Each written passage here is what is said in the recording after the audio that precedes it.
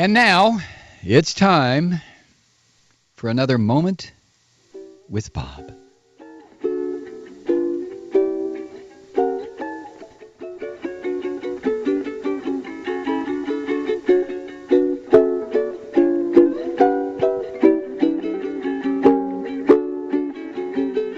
Once again, it's time for a moment with Bob, brought to you by your friends at Offshore Drilling.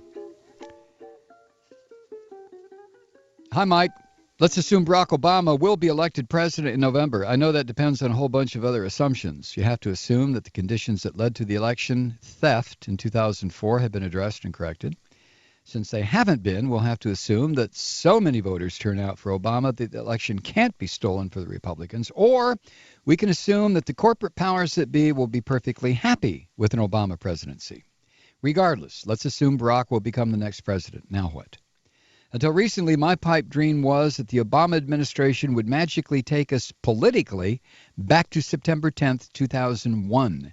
He would rewind all the horrors of the Bush regime perpetrated upon the citizens of Afghanistan, Iraq, and the United States in the pursuit of Bush's war on terror. What's on my wish list?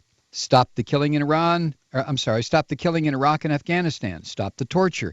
Release all political prisoners. End rendition in our secret worldwide illegal detention centers. Dismantle the Department of Homeland Security. Repeal the Patriot Act. Get rid of Blackwater and other criminal contractors and rescind their immunity. Restore the Constitution and repeal telecom immunity. Repeal Bush's signing statements and end their abuse for all future presidents. And, of course, indict and prosecute for murder George W. Bush and all the members of his administration who led this country to war with lies. One more thing.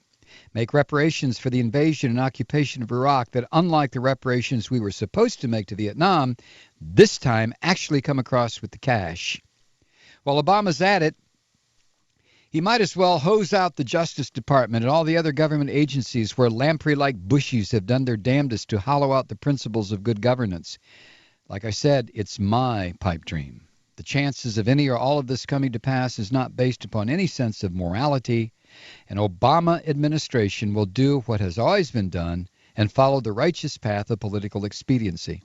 The best example I can think of is when the Democrats praise themselves for increasing the minimum wage, at the same time giving Bush $105 billion to fund the Iraq War.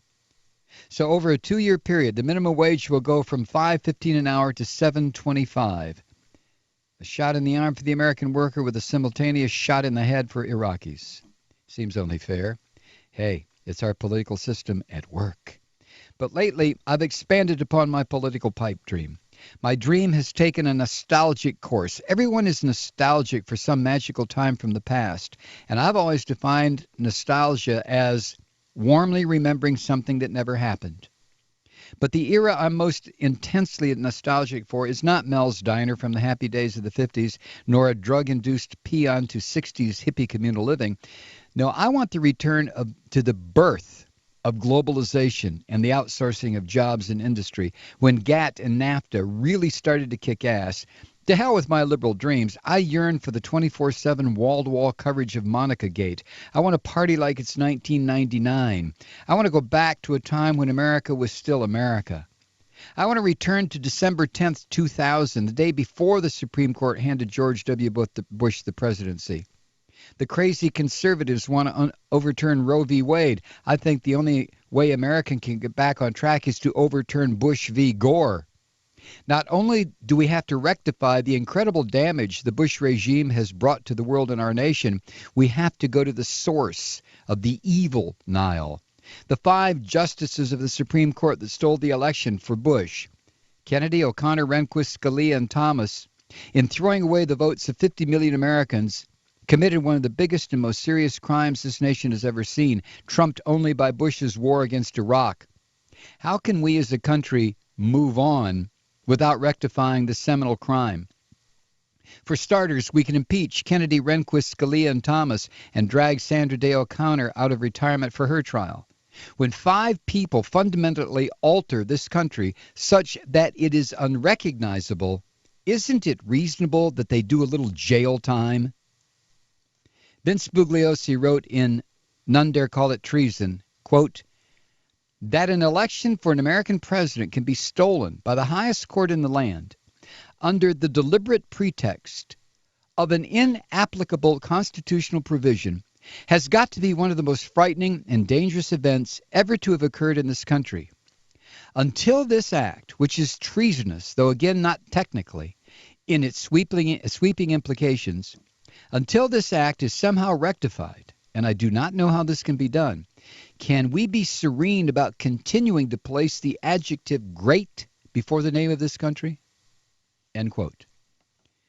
But we've moved on, Mike, nudged, pulled, and pushed by an unrelenting corporate media and their blind, stupid, partisan audiences. If you want to see America anymore, you have to look in your rearview mirror because we've all moved on. So that's my little dream.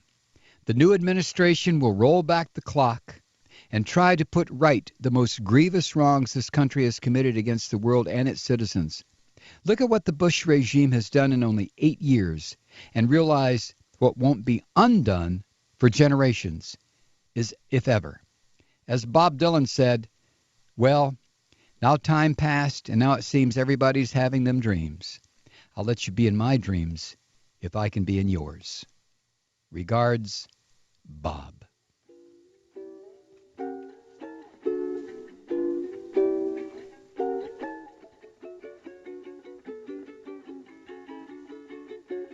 Another Moment with Bob, brought to you by your friends at Offshore Drilling.